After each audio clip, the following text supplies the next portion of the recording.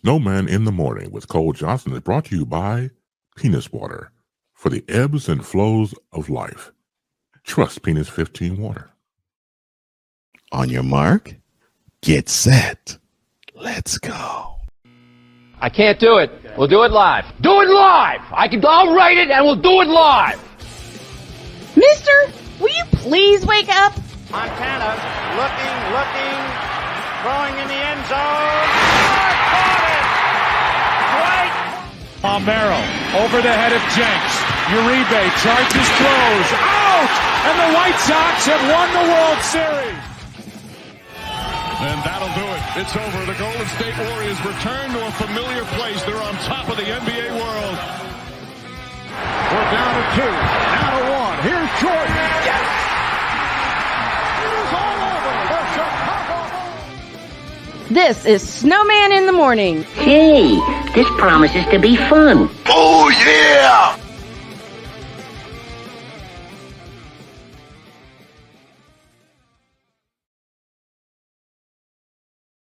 Person that I love dearly, it's Friday. Yes, it is. It's a Friday edition of Snowman in the Morning with Cole Johnson, with one half of that duo, Cole Johnson. The other half will probably join momentarily. And soon to join me will be, and I'll get the introduction out the way. Now batting, the man who is happy that Aaron Judge is the American League most valuable player for 2022. Number 420, Wise El Jefe. Number 420. Good morning. Good morning to you, sir. How are you? I'm good. Just enjoying some soup right now. Cool. Well, as you enjoy that soup, I will lay down how we're going to do this. So at the bottom of the hour, we will have Sam Shady of the Shady Sports Network. Top of hour number 2, we will have Ben Sudderth III, as I say, the owner, the manipulator, and the operator of BS3 Network.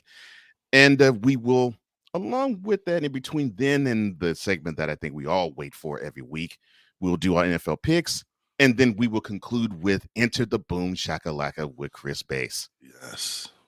I love Fridays. Oh, I do too. But I think it's time to make my partner happy here, so it's time to go around the rip around.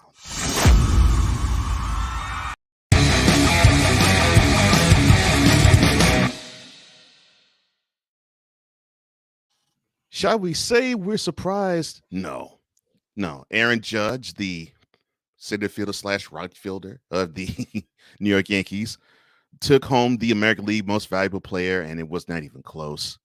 Of course, he broke an American League record this year with 62 homers, came close to getting the Triple Crown, but pretty good, if you would ask me.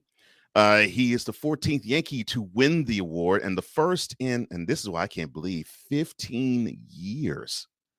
Wow. But yeah, I tip the cap to Aaron Judge. He deserves it. He had one great year, great season, and it looked like everything for him came together. And I'm proud of him. And unfortunately, you are. Oh, hold on. You are on mute, sir. I am muted. Oh, I did it myself. Yeah. But he had a great year, without a doubt. Now all he needs to do is do the right thing and resign. And if he doesn't, I wish him the best. But I think he's one of those players that is a legacy Yankee. So the Yankees better do whatever they can to resign him. Yeah, I think he's a legacy Yankee. He fits the mold. He fits the mold. He's the first player since Jeter that I could actually say, yeah, this is a legacy Yankee. Yeah. And yeah, I agree. I think the Yankees need to make sure they solidify him, because that is not only is the future of the team, I think it's the future of the league. I mean, he's the face of of baseball. And yes, I'm saying this as an Astros fan. The truth is the truth. Aaron Judge is the face of Major League Baseball. It's not even a question about that. So yeah, unfortunately, the scuttlebutt is he might be looking to go back home, and home for him is the Bay Area. And of course, the Giants might be coming knocking. Who knows? But I think the Yankees would do themselves a service to re-sign him, because they need him. Definitely.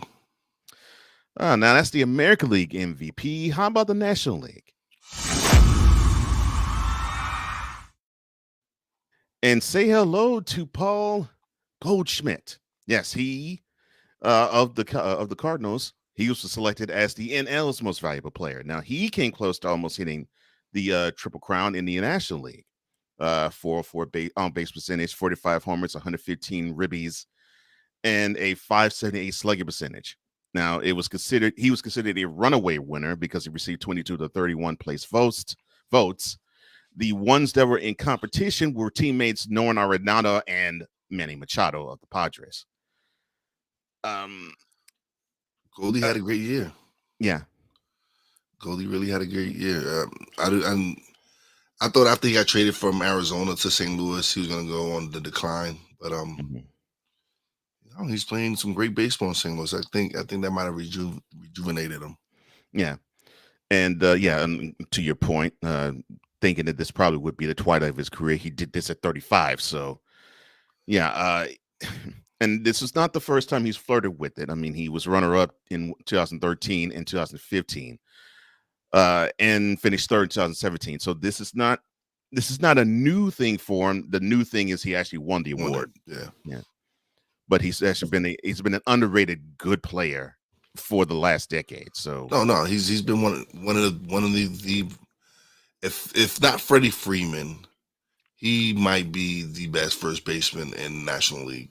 That's a good comparison. Yeah, I would say it's probably between Goldschmidt and Freeman as the best first baseman in the National League. I agree. Along with it, he claimed his fifth Silver Slugger award as well, and he's the first Cardinal to win the award since the now newly minted retiree Albert Pujols when he did it in back-to-back years of 2008 and 2009. Well, hopefully the Cardinals can ride that wave, and let's see if there's any more juice in Goldschmidt's tank. But that's enough of baseball. To the hardwood, where there actually was a Kawhi Leonard sighting? Yeah, that's right. So a month into the season, Kawhi Leonard finally returned to the court, and this is for the first time since, if I'm not mistaken, 2020. And he didn't really do all that great, but what would you expect from such a long layoff? 2 of 8 with 5 rebounds in 24 minutes, but he didn't lead the team, but he slightly helped the hometown Clippers to a 96-91 victory. He said that it felt good to be back. Now the question is, can he sustain being back? Your thoughts, sir? 6 points he dropped, but like you said, it's been nearly 2 years since he's really been on the court. Right. And I mean, he's been hampered for a lot longer. A lot of people said that he actually was hampered for much of that Raptors run in 2019. So, yeah. Now, Reggie Jackson led the Clippers of 23 with Paul George and Marcus Morris, which I had to do a double take when I saw that name, with 16. I was like, Marcus Morris is scoring that many points? Wow. Okay. Well, they're under that. What are they? What's their record anyway? I think they're close to 500, if I'm not mistaken.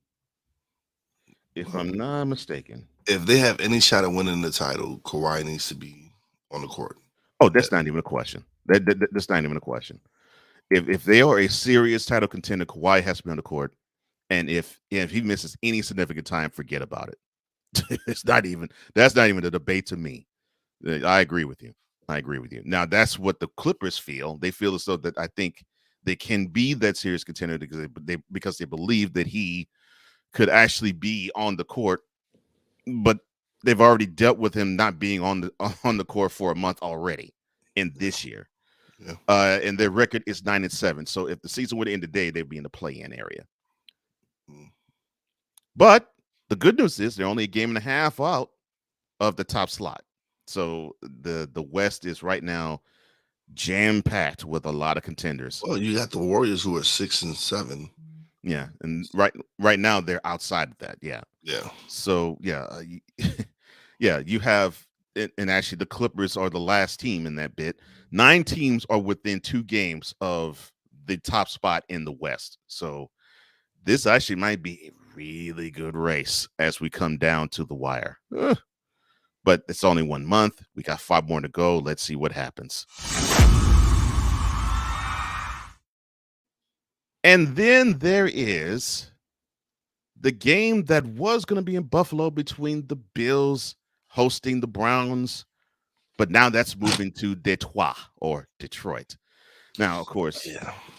of course, there's a lot, and I do mean a lot of snow that's been dumped in. Projected. Yeah. It's been bumped in Buffalo already, and looks like it's gonna continue to be dumped on Buffalo. Right. So There's a lot of snow that's already been dumped there, and they're projecting to be more snow to come. That lake effect snow that normally plagues them, but not necessarily during this time of year. That normally happens for them, from later what I on, understand, yeah.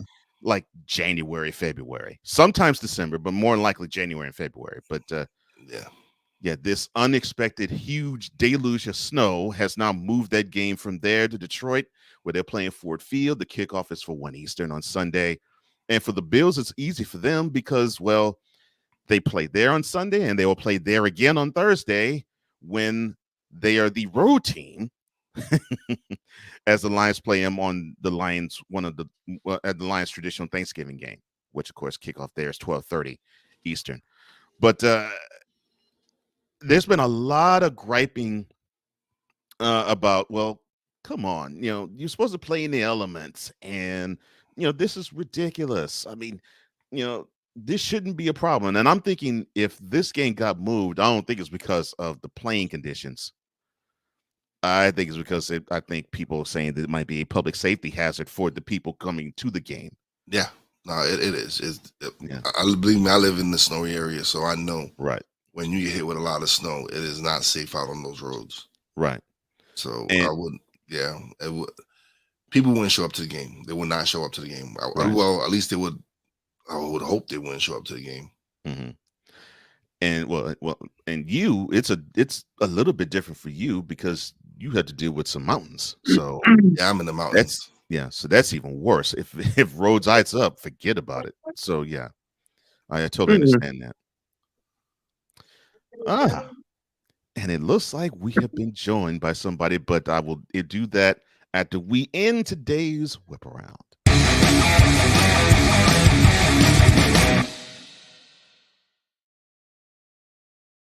What? All right. My partner in crime is here, I think. The founder of Snowman in the Morning, Brian Snow. Yeah, you will probably hear him in the background. Good morning, gents. Good morning to you, gentlemen. Good I hope morning. everything's good with you. Yeah, got a retina scan here in about a half hour, but wanted to check in really quick. I'm doing the wise thing. I'm doing it via audio only because we're in the process of getting ready and getting going. Quick promo: Best of Snowman in the Morning makes its debut on the SDM Sports Radio Network and other networks across the country tomorrow. Tomorrow, 9 a.m. Eastern time, and Sunday, same time. All right. That's good to know. Oh, you will have a delivery, sir. I can't wait. After the show's over. I can't wait. And also tomorrow night on the SDM Sports Radio Network, 7:30 tip-off. It's the Jennings County Panthers and the Greensburg Pirates, preceded by the Dairy Queen pregame show. And I'll have an interview with head coach Christy Sigler in the midst of that, planning and putting all that together. And this will be my first full season since 2015. I'm loving it. I'm loving the grind and the preparation. First in 7 years. Cool. I'm so glad that the Snowman is getting back in full force. Love it, man. Indeed. Yes, indeed. And do you know how many times I watched the City Fifth after we did that? How many? 10. So you watched the City Fifth 10 times, huh? And each time has made me roar with laughter more than the last time. Oh Lord! Well, after I saw the clip, I sent Cole a message and was like, "Yo, you's a damn fool."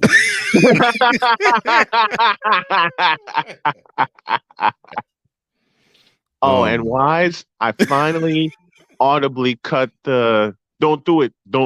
I finally cut that audibly, but I may need you to record that because when I cut it and you said don't do it, somebody that's in front of the camera right now started cracking up laughing. Yeah, I can try to do it. It just comes out naturally, so we gotta. I don't know. I know. I'll use the clip that I have now until we get another don't do it moment. Congrats to Paul Goldschmidt, National League MVP. Congrats to Aaron Judge, American League MVP, and congrats to the Tennessee Titans for ending the Packers season last night. And we will talk Very about handily. that in the next segment because I have some choice words to say about that. To the Fanatic Feedback Zone, we say hello to the people who really make this show run. That is What's you up, all. Victor? Victor Locke, good morning to you, sir. I hope that you are having a wonderful morning, sir. A Pizzle, how you doing, my brother? I hope everything's What's up, good with A you in your Pizzle? world. Andrew, I know you're happy. Judge being the MVP. Good morning to you, sir. He says, absolutely. Make him a career Yankee. No ifs, ands, or buts. I And agree. congrats, and with Ryan McCoffey in the house, congrats to the New Jersey Devils, 11 consecutive wins. Yes, definitely. Congratulations to the New Jersey Devils. Sig Dickey in the house. He says, good morning, everybody. TGIF. Yes, Somebody indeed. on Johnny Kemp's Just Got Paid. It's Friday night. Oh, gosh. Shaking. Rest in peace, Johnny. Rest in peace indeed. Good morning to Sig Diggy in Norway, which makes us internationally syndicated.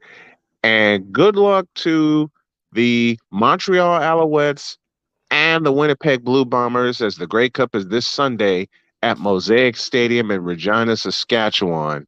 Oh, you said it correctly. Yeah, Regina, Saskatchewan. I've had a chance to talk to a couple people up in Regina, and including our buddy Rod Peterson. The festivities and everything is off the hook. Canada had the Grey Cup. We have the Super Bowl. And if all goes well in 2 years, the crew and their families, courtesy of SDM Sports Radio, will be flying to Vancouver, British Columbia for the Grey Cup because it's at BC Place in 2024. Right. Victor says, oh, yeah, throw your neighborhood in the air if you don't care. He says, oh, sorry about the other mistake comment.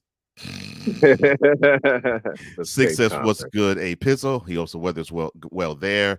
He says, same to you, Victor and Andrew. Victor says, it's cold, very cold. Quite cold. I figure in Chicago would be very cold. He says that they're looking at single digits there. Woo, goodness gracious. All right. I'm sorry. Yeah. Six says it's cold where he is, and of course where he is Norway. He says he's expecting snow sometime next week around our Thanksgiving. So I hope you enjoy Thanksgiving where you are next week, Sick. We already got snow here. And it wasn't a dusting either. Woke up last Saturday. Yeah. And the entire yard was covered. Yeah. And my wife said, what the hell is that? Yeah. Sick ass if you're talking about Celsius or Fahrenheit. He's talking Fahrenheit. So basically for you, say it's negative Celsius. Victor says we got a light dusting here, but it's supposed to ramp up throughout the weekend. And of course, he asked Andrew how he's doing. Six says, I agree with Wise. Road 60 will have the snow plows working extra hard on those streets and roads. I can tell you here in Nashville, the problem here is not necessarily snow, it's ice. And people barely know how to drive when it's in good conditions here. When it's icy, forget about it. That was so true when we were in North Carolina. Yeah. I'm about to say North Carolina's probably the same. Ice falls. What's funny about North Carolina, 1 inch of snow can fall and everybody's scrambling to the grocery store. Oh yeah. And an hour later the snow will be melted. And all the milk and bread will be empty. Yep. Milk aisle gone. Bread aisle gone.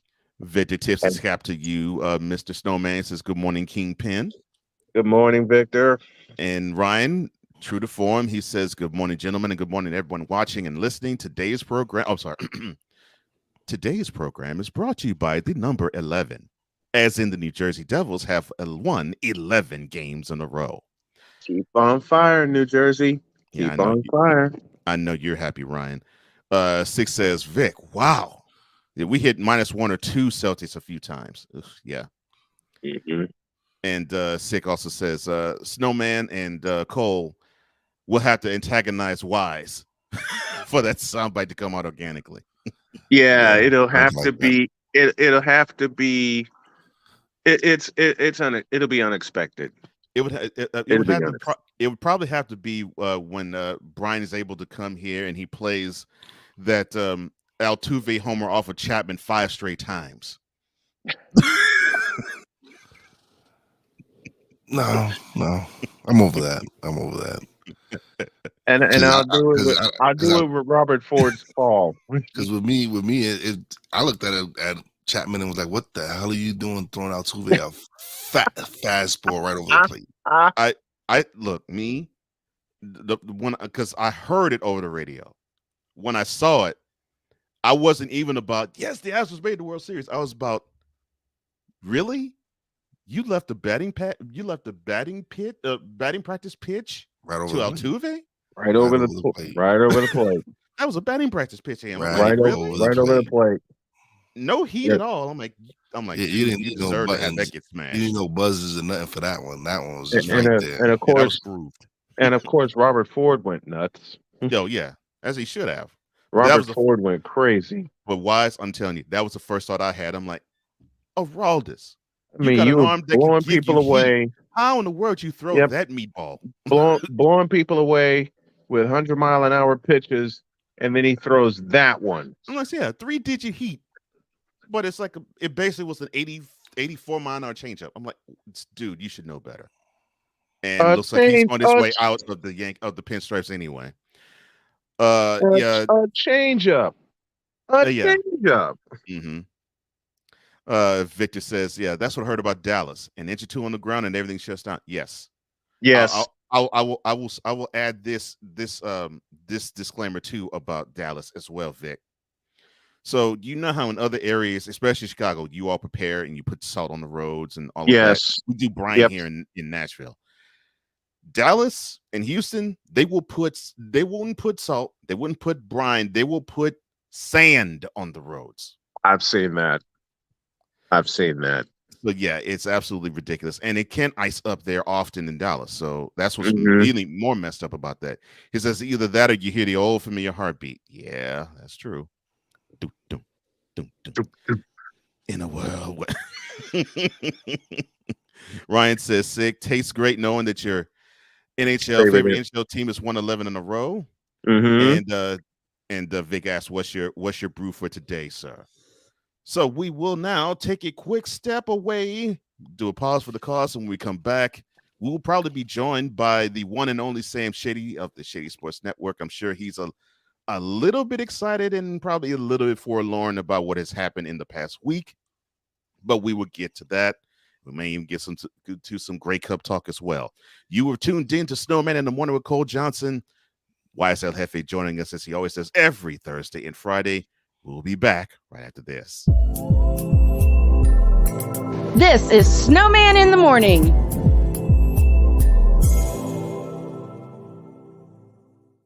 SeatGeek is the ticketing app for fans like Boomstick Lady. No free throw is safe from the roar of her sticks. SeatGeek helps her find a seat in the direct eye line of the shooter so she can sit where her boomsticks make the biggest boom.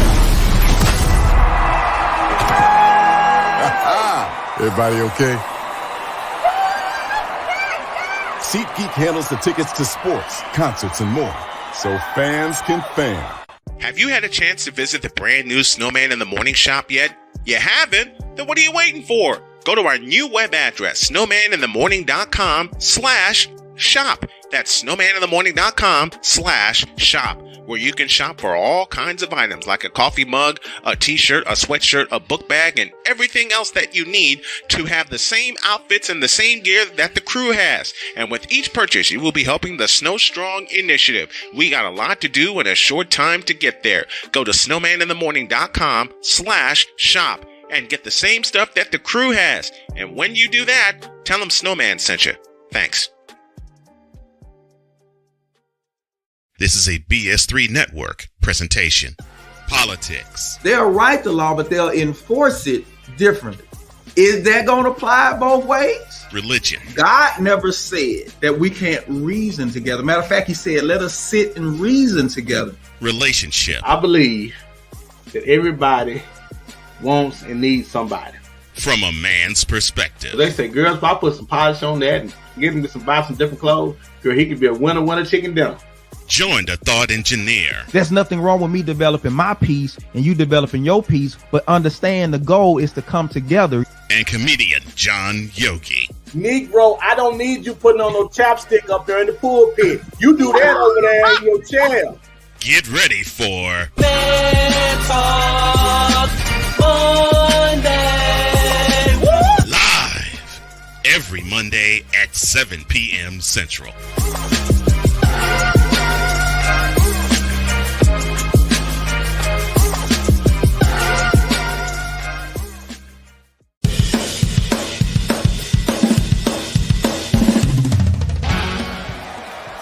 Course, Steph Curry. Tim Anderson. Yordan Alvarez. And it's caught.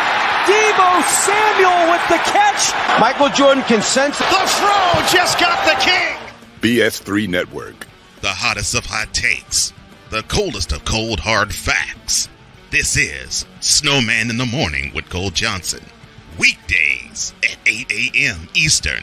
Check your local listings for your viewing and listening pleasure. Mister, how do you operate this Twitter thing or this Instagram thing or whatever the heck? You're supposed to know all this stuff. Anyway, welcome back to the show. Well, Dr. K, you go on to Instagram, Twitch, TikTok, and Twitter. That is official SIT Morn. It's official SIT Morn on the Twitter, on the TikTok, on the Twitch, and on Instagram. Y'all come back out, you heard. Well, that is Friday. Yes, Friday. Welcome back to Snowman in the Morning with Cole Johnson. YSLFA joining me as well. He is to my left, your right. And support the show. Why don't you? Go to patreon.com/SIT Morning, where you get all behind the scenes footage from all the shenanigans that we have here. You already see what we do in front of the screen. Just imagine how it is behind it. Go to patreon.com/SIT Morning, where you can do that. And also, if you feel led to donate, you will have the cash apps below in a second. And one of them is, of course, the hashtag Tallman Dr. K50. That's 50. Hashtag, I'm sorry, $ Tallman Dr. K50 for the hashtag there. Also to hashtag, also to $ host Cole Johnson. If you feel led to contribute and donate. We will be joined momentarily by the one and only Sam Shady, the Shady Sports Network. And before he does join us, let's see, what do I feel like actually talking to you about off the cuff? All right, so we talked about Judge being the MVP in the American League. Your Giants, 7-2. My Giants. How do you feel about them? Oh, I feel good. Now, if we can, because for some reason Detroit has an offense, just no defense. So if we can limit their points, I think we're doing good. We look good. Yeah. And I think that sort of plays to their strengths. I mean, it looks like when I see the Giants up close, it looks like they're a team that wants to manage expectations all the way through. You know, they're not going to be the ones that wow you, and they're not the type that are sexy. They're not explosive offensively. They can be explosive defensively, but they're growing. They're young. But they seem to be assignment oriented. And what I mean by that is whatever areas they're supposed to cover, they make sure they cover it. And normally that lends itself to being a solid defense. They may not be sexy, may not get the overall sacks, although you do have some guys who can get after the QB. Yes. And in fact, you've got 3 who do. But I'm loving the fact that it's not the sexy pass rusher that they have yet.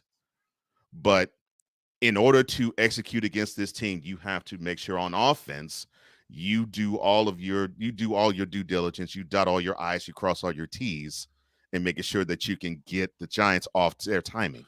Because if you can't, they will stop whatever you do come up with.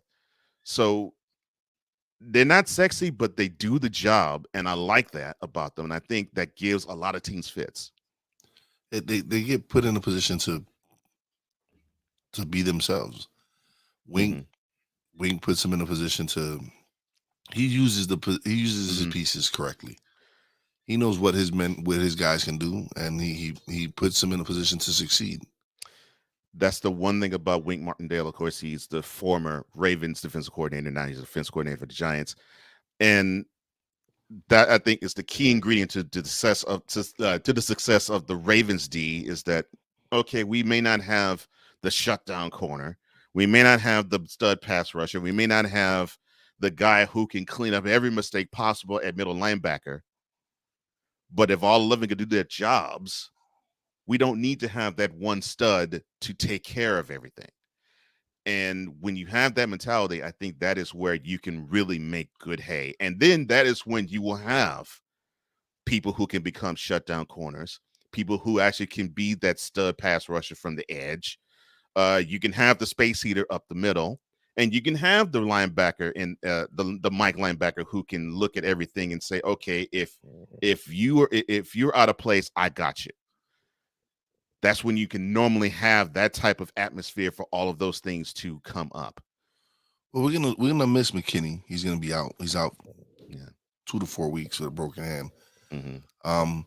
So Julian Love is gonna be calling the plays on defense, he's been playing amazing this year as well. It's that's defense has just been highly underrated. They have some great players. Dexter Lawrence is a monster in the middle. Leonard Williams.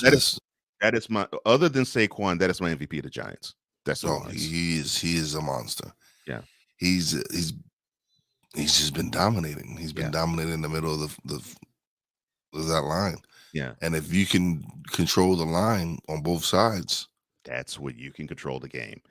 And that it looks like that's what Daboll is stressing. Brian Daboll, the coach of the Giants, it looks like that's what he's stressing. It's like control both lines of scrimmage, and I think we can make hay. And they have. I mean, even in the 2 L's that they've had, the teams had to struggle to beat them. I mean, the Cowboys really struggled to beat them because it was not easy for them. And then the Seattle game was just a couple of just hit mishaps, man. There's some. If we play mistake-free football, we can usually win. But when you make mistakes, it comes back and bites you. But hey, listen, 7-2. Nobody expected us to be 7-2. And that Seahawk game, to me it was just basically a fourth quarter of miscues that really messed them up. But look, I can't complain either. 7-2. They are 1 game behind the team with the guy who we're about to bring on now, who he roots for passionately and ardently, and you will see in the backdrop and with his gear. He joins us every Friday morning around this time, which is around 7:35 Central, 8:35 Eastern, 6:35 where he is, posted out in the Mountain Time Zone. It is the one, the only Sam Shady of the Shady Sports Network, also part of the NFC Beast, along with my brother here, Wise El Jefe. How are you doing, sir? Doing pretty well. Good morning, fellas. Morning, man. Sam, I just want to congratulate you on all the great things you're doing, man. The XFL draft coverage and all that. Please do. Congratulations, brother. Please Thank do. you. Thank you so much. I appreciate it. It was a lot of fun, but grueling for sure. Oh, yeah. So proud of you with the work that you're doing. And I know this is just the next step. This is not an ultimate step. It's just the next step. I'm so happy for the growth of your show and your network and all the things you're doing there. Thank you. All right, let me start with the bad news and get it out the way first. All right, so talk to me about Monday night. Well, it was quite an embarrassing loss to me. Not because of how or who it happened with, but how it happened. Towards the end of the game there, we had an opportunity to possibly drive down the field and tie the game.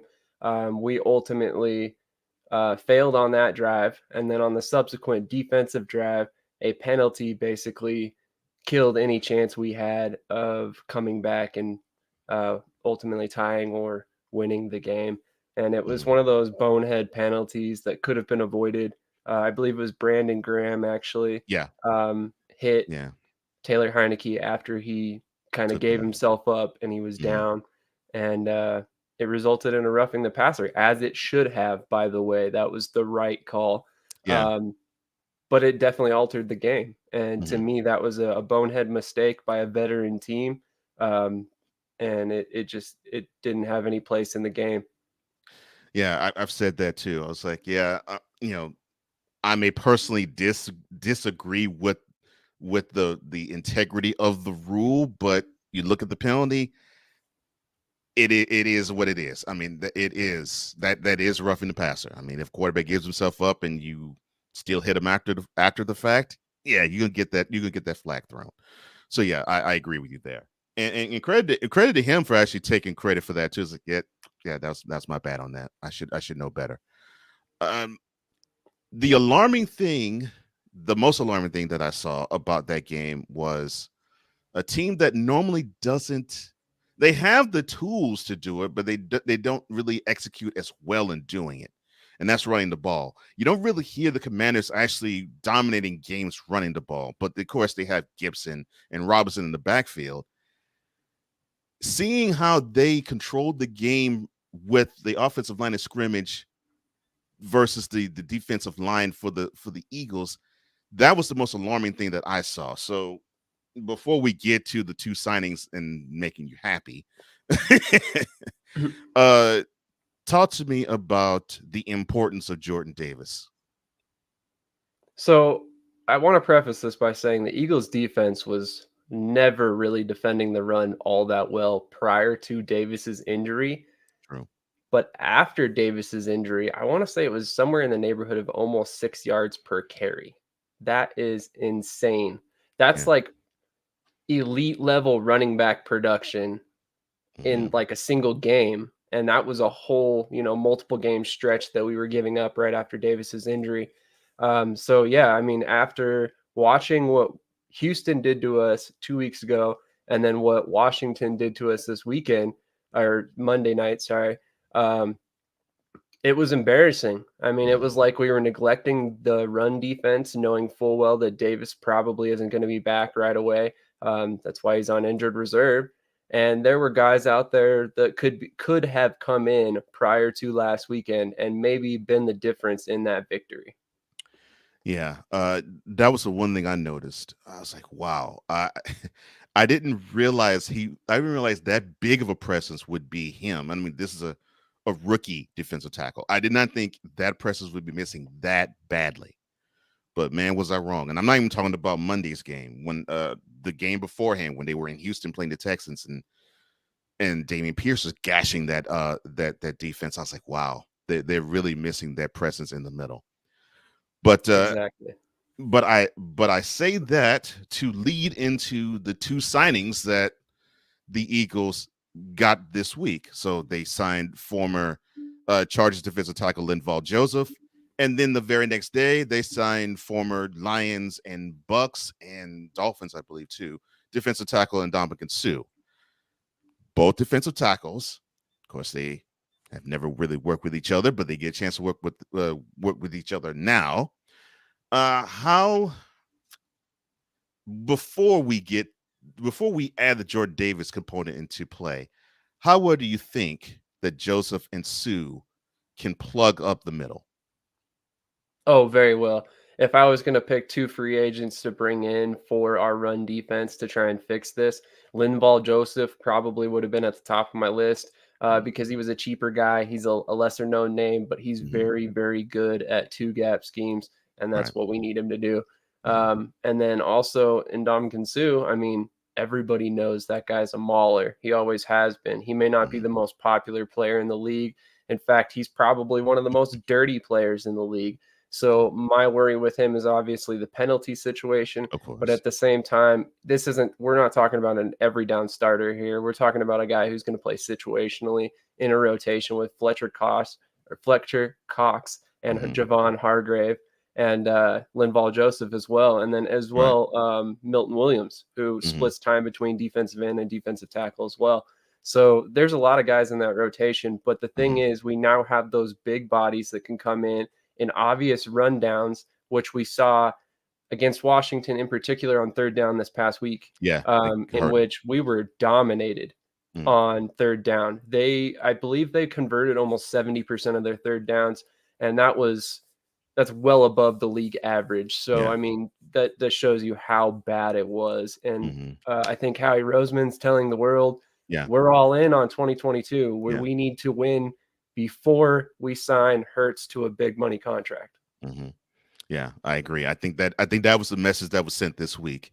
And when I saw the signings of Joseph and Sue, I was thinking, of course, about you and of course our fellow friend Cool McCain. I was like, I think these brothers will be happy. I think they'll be happy because those are two good names to plug into the center of that defensive line. And we've talked about this off air. I think when you add in Jordan Davis, and this is a point that I think Cool brought to me, he says, I would love to see them rotate with the three of them. And I would love to see that too, considering that, especially if you're going to have teams that are going to run against. Of course, they won't face the Commanders anymore this year unless it's the playoffs. They still face the Cowboys. They still face the Giants, and they have stout running games. Of course, the Cowboys have one when they want to use it, but the Giants definitely do. So I think having that rotation will help them. And I think he said that Davis is due to come back after 2 weeks. So your prognosis of the poorest defensive line that now looks like they're going to be probably one of the best to stop the run. Well, obviously, I'm very encouraged. Like I said, this shows that we obviously understood the gravity of the situation. I mean, we're we're in the middle of November. Snow's flying. It's the time when teams are going to pound the rock. It's the time when the run game and run defense is the most important factor of your team, because you're not going to be throwing it 40, 50 times a game like we've seen in the past. Especially right now, because the Eagles defense had a hole there. So we were only going to see more and more and more run. So addressing that situation was something that we really had to do right away. Now, obviously, we know that Davis, as you said, will be back in 2 weeks. Excuse me. Sorry about that. So when he comes back in 2 weeks, while I do like the idea of them rotating all three of those guys as well as Cox and Hargrave, I would kind of question if they have enough roster spots to roster technically 6 defensive tackles, because you got to consider Milton Williams as well. So I would probably expect to see, in this case, Joseph get cut. And then we would see a rotation between Davis and Sue, as well as Cox and Hargrave, and then Williams in there on certain downs as well. Yeah. And I think those signings are absolutely important. I think it was integral to this season if the Eagles are meant to go far, because they will be tested. Not only do they still have 2 games against the Giants, they also have to play the Bears too. So if the running defense is going to be tested, they're going to see if the now more stout defensive tackles can help that running defense be better. Now, switching gears, I believe up north they are having their Super Bowl played this Sunday, the Grey Cup, and it's between the Argonauts of Toronto and Winnipeg Blue Bombers. What do you see in this game? Well, I mean, if you're a CFL fan, you kind of know which direction this is going to head. A lot of people are already picking Winnipeg. Winnipeg is the heavy favorite. In fact, they've won the last 2 Grey Cups in 2021 and 2019. The CFL didn't have a season in 2020. So in 2022, they basically were the most dominant team once again in the regular season, and it wasn't even close. There was a lot of games that were blowouts. So a lot of people are looking at this matchup as like a David and Goliath type situation. Toronto was a team that got hot at the right time, but their overall record was not all that impressive. Winnipeg just rolled straight into the playoffs. So it's one of those situations where Toronto is already being picked to lose by the vast majority of people. But I wouldn't want to count them out if it's me. I mean, this is a 1-game playoff situation. So, they're not playing for tomorrow. They're not playing for next week. They don't have to worry about, injuries and stuff. They've got until next season to rehab. So I think those guys in Toronto want to have that prowess of having knocked off the 2-time champion and knowing that it was because of them that they didn't get 3 in a row. So I really think that this game's going to mean a lot to Toronto. And I don't want to say Winnipeg is going to take it lightly, but they've been there before. They're not going to be necessarily playing like their life is on the line, so to speak. All right. To that end, and I'm glad you mentioned, because I was going to say the Blue Bombers seem to be now the team to beat in the CFL. What do the Argonauts need to do to topple the Bombers and actually bring home the Grey Cup to Toronto? Well, actually, 2 things. So you need to stop the run, and you need to get pressure up the gut into the quarterback's face. So obviously, a big reason why they found so much success is Zach Collaros.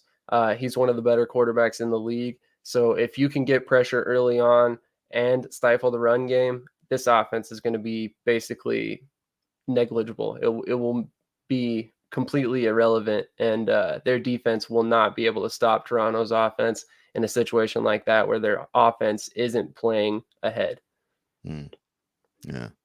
Ryan McCarthy, who also is a good CFL aficionado along with Sam, says it was a David and Goliath situation the last time the Argonauts went into the Grey Cup in 2017, and they knocked off the Stampeders. And to that end, do the Blue Bombers have to basically just stay doing what they have always done this past year to succeed, or do they need to tweak something and specifically do something different to beat Toronto? I think Winnipeg could probably just play their game, and this is most likely going to end up coming out their way. Toronto, like I said, is the heavy underdog in this game. So I think they're the ones that really need to make some adjustments and kind of evaluate their game plan and see if it's something that Winnipeg can't shut down. Right. I could see Winnipeg kind of coming with a couple wrinkles just to keep Toronto on their toes and ultimately keep them guessing. Right. But I don't really think they're going to make a lot of adjustments from what we saw in the regular season. Yeah, I totally agree with that. And see, this is what you normally would get with the Shady Sports Network. You get this comprehensive football, and it doesn't have to just be CFL, NFL. Comprehensive football knowledge. It just pours from this man. So we appreciate having him come every Friday morning at this time. Tell people where they can find you and all the programming that you do provide and offer. Absolutely. So we're pretty much located everywhere now. I think we're on six or seven different podcast apps with our audio podcast. And then really what we're trying to promote right now is the YouTube channel. We're really trying to hit that magic 1,000 number, as is everybody else who's doing the YouTube thing. But basically what I would like everybody to do is, if you haven't checked it out yet, on Wednesday, along with one of my co-hosts, was live for 8.5 hours covering the XFL draft. So it would be awesome if you all could go check that out as soon as this episode's over. And, maybe let me know what you think, how I can improve, because draft coverage is definitely going to be a big part of what we do. So I'm definitely open to any suggestions. Anybody who wants to come on and be a guest for, the XFL supplemental draft, and possibly the USFL draft in the future as well. Yeah, I think when it comes to football, we'll probably be flocking over to that channel. Yeah, definitely smash that like button for almost any video that you see of him, and hit that subscribe button, because yes, it is important that this creator gets to 1,000 and beyond, because he will give you that coverage that every hardcore football fan wants. Sam Shady of the Shady Sports Network. And you also can find him even on the BS3 network too, every Saturday night, 9 p.m. Eastern, 8 p.m. Central, as he reps, as you see, the Philadelphia Eagles, along with Wysat Heffy, who reps the New York Giants for the NFC Beast. So tune into that, and you will see what I'm talking about with the extensive knowledge that this man has. Sam Shady, the Shady Sports Network, as always, my friend, thank you for not just contributing to here, but being part of the feedback zone as well and contributing the way you do there. Absolutely. Always. Just wanted to real quick before I get off here, shout out to Cole, first of all. If you haven't seen the NFC Beast, you definitely want to see the intro and the outro that Cole made for us. It is amazing work as always. And then also shout out to Cool McCain, who made our new logo, which I am very proud of. In fact, one of the things that I was kind of embarrassed by was our old logo. It was very Mickey Mouse to me. So I'm super happy to finally have something that I can be proud of, and it's because of Cool, and he did it on his own time because he is a good dude. So, just an awesome community that we are kind of building here, and I'm very lucky to be a part of, this group. So thank you for everything, Cole, Wise, Cool, Brian, Ben, everybody in this little group. I appreciate all of you guys. And we appreciate you, man. Keep doing all the stuff you're doing, brother. You're doing some great things. Yeah. And as long as you keep grinding, you're gonna get there. Because you have that drive. You have that drive. You have that knowledge. You know what you're talking about. And you put out some great content. So just keep grinding, brother. You're gonna sky's the limits for you, brother. And you have that heart that makes people want you to win. And I love that too about you. I appreciate that. Well, I would feel the same about both of you guys as well. So I'm sure it's only a matter of time before Snowman in the morning is there. And Wise, I think you're already at that point. You've long been at that point, as far as I know. So yeah, definitely. Appreciate that, brother. But absolutely, I still got some ways to go. Yeah, we all do. We're all trying to get better, right? So that's what's the best part about this is I got some great people to learn from, and hopefully I can impress some knowledge on some other people. Yeah, and you will. Sam Shady, the Shady Sports Network, as he joins us every Friday, 8:35 Eastern.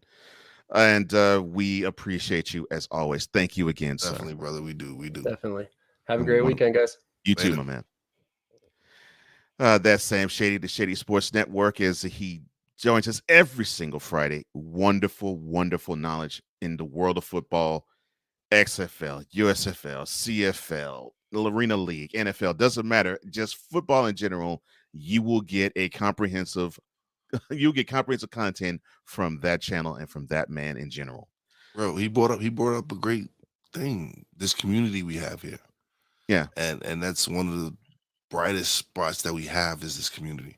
Yeah. You have some guys here and some women here that are just they're friends. They'll support you. They'll go check out your stuff. They'll share. Listen, I can't count how many times Sick or AP or Andrew or Vic, share what we have. I'm saying Victor, it's amazing to have such a great community. Yeah. And then everybody in the community is very talented. We touched on this yesterday. Everybody in this community is extremely talented. Yeah. Sky's the limit for everybody in this group because we can. It's not like we all love sports. That's what brought us together is our love for sports. But then we come to find out a lot of us have a lot of similar things outside of sports. Yeah. Things that we love to do, and just the fact that we're all content creators and the way we do and what we do, it's an honor to be able to share some of the stuff I know. Yeah. I'm saying any of the guys know if they ask me for anything or ask me, hey, Wise, I need a tip on this, or they can reach out to me. They know. Just same way I reach out to you when I'm stuck on something. I'm like, yo, Cole, what you think about this? Yeah. And you like, you be honest. You like, maybe I want to work on this, but the rest of it was good. Yeah. I'm saying, but that's how you're supposed to be. That's the kind of community. Or if I'm stuck on something, I'm like, yo, Cole, I need an idea or something. You just, how about you do this? Or you do this? So it's community. I'm always talking about networking and all that. If you seriously want to build anything, any kind of business, podcast, whatever you want to do, you need to network. You need to get to know those people that are in that field that you want to do whatever you want to do, and build those relationships and just grow. Yeah, the power of networking, which I think it took me a long time to learn. That is a currency that actually is better now than just straight money. Although, of course, if money comes and when it does, that will be welcome too. But you will not say no to that. No, will not say no to it. Yes, but that's the problem nowadays. Is what do we say? How do we deem success? What is successful to people nowadays? And a lot of it has to do with status, money. For me, it's completely different. Success for me is being able to help a brother out, help somebody out, help anybody. Success to me is when somebody sends me a message and say, "Hey, this episode I needed to hear this episode." Right. It's not how many cars I have or what jewelry I'm rocking or what clothes I'm. Man, most of my clothes is from Walmart, brother. Of course, I got a couple of stuff, but why am I going to spend money on stuff that I'm going to wear down? What, for a name going across my chest? Nah, I'm good. Yeah. Well, let's see here. Yeah, I agree. And that's a great lesson to learn in a wonderful community in which now I'm a part of. And yes, and we are talking about you, the viewing audience as well. Yes, of course. The chat or the Fanatic Feedback Zone, and of course the BS3 Network family as well. A quick reset for hour number 2, and we'll be right back. Cause we take this job so serious. What in the all types of blue hell? Yes, it's Snowman in the Morning with Cole Johnson. With Wise El Jefe, I am Cole Johnson. The Snowman himself is actually away with an appointment that he has to take care of, and he will either join us in the chat later or he will see us Monday. But right now, I want to bring on another NFC Beast alum. Also, he is the moderator of the forecast and moderator of Ari and Daddy. The man who is the owner, the manipulator, and the operator of the BS3 network, Ben Sudderth III, aka BS3. Good morning to you, sir. Good morning, guys. How you guys doing? Good morning, Ben. Good, doing good. How are you, man? Good. Glad to be on this morning. Glad to be on this side of the dirt, like the old people say. I love that. Same. I feel the same, my man. I feel the same. Okay, let me see if I could put this in a way that I can fashion it in a man, wonderful night. Stop lollygagging about it, man. Stop lollygagging about it. In a wonderful, nice. Just turn the knife. What happened in Green Bay, man? I don't understand how this team that supposedly is on its way to Super Bowl laid that big of an egg in Lambeau. We cannot, and I think I said this last week, we cannot seem to beat Aaron Rodgers. It doesn't matter what the circumstances are. It doesn't matter if Aaron Rodgers it's him and 4 guys from Walmart. It don't matter. We just can't beat them. He pulled Christian Watson, I believe his name, out of the bag. Yeah, it's like we couldn't cover him. I think the biggest problem is the Packers are in our head. Aaron Rodgers is in our head. We just cannot seem to get past them. Tony Pollard had another great game. Yes, he did. Give him 20 more touches this week. But Dak and some untimely interceptions. We didn't look like we could play with the big boys. This was a game that I think we could have checked off and said, okay, we beat the big man on the block, if you will, and we couldn't do it. We had opportunities. We just couldn't do it. To me, it's the play calling. Is to me how you go away from what, like he said, Tony Pollard had another great game. This is what frustrates me. So Pollard, 115 yards between 2 carries. You actually have Malik Davis, who was subbing for Zeke. for Zeke. He gains almost 40 yards his doggone self. So between those two, you gain over 150 yards and you have a 2-touchdown lead on the road. Why do you go away from that when it was working all game long? Why not keep pounding the ball? Why not? Yeah. And that's Kellen Moore. He likes to get away from things. He wants to show his creativity, which that's all great and dandy, but do what wins. Forget being creative. If we're up by 50, then you can be creative and do all types of other weird stuff you want to do. But he said, when it's time, do what you need to do. And this is one of the things they talked about on the Fan here in Dallas, is that he has problems in tight areas. So when they're in a goal line situation or when they're in 4th and 2 or something like that, they cannot seem to get out of their own way. And a prime example, and they said he wasn't going to make that field goal. I don't care if you didn't think he was going to make it. That was your best opportunity to win. Going for it on 4th and 4, that's not your best opportunity to win. I don't care what analytics or what the win tells you. I would rather you try to kick the field goal and miss it than you try to go for 4th and 4 and give them easy prime field position. Yeah, prime position. I think Victor made a key point right there. Dak is paying they're paying Dak all that money. So I think they need the stats to reflect him getting paid that kind of money. Because I don't know any other reason of why you will go away from what's working for me.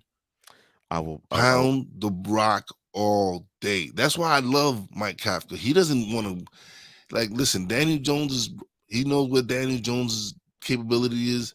He's not gonna have Daniel Jones pass the ball 30 times. As much as I would like to see some passing TDs from I don't care. Just keep running the rock. If you want to run the rock all day, run the rock.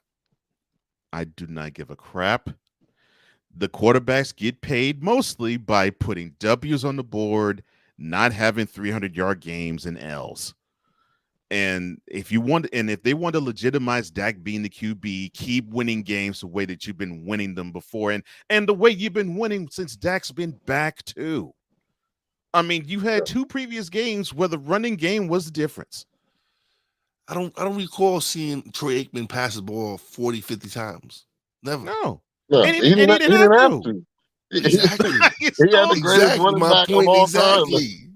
My point exactly. Exactly. And he's a Hall of Fame quarterback. So what does that tell you? Kellen Moore, Mike McCarthy, run the damn ball. And that is what frustrates me about your Cowboys, man. I don't get why Kellen Moore, like you said, I don't get why he wants to be so creative. And I don't get why Mike McCarthy is not saying to Kellen, look, son, the Barnum and Bailey circus offensive play calling is fine and dandy. We're up 2 touchdowns. Let us pound the rock. Let's get out of here with a W. Let's run the ball. Look, we're actually having success running the ball. Keep doing it.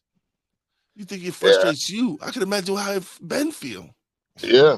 And I don't root for the Cowboys, right?